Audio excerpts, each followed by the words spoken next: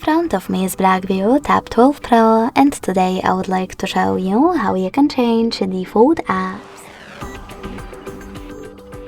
First of all, you need to install your new defaults.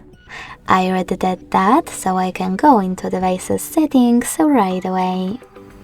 In those settings, scroll down just a bit, access apps and notifications, and then click on default apps located under general. Lastly, tap on one of those options, in my case browser app, and click on your new downloaded one to apply it.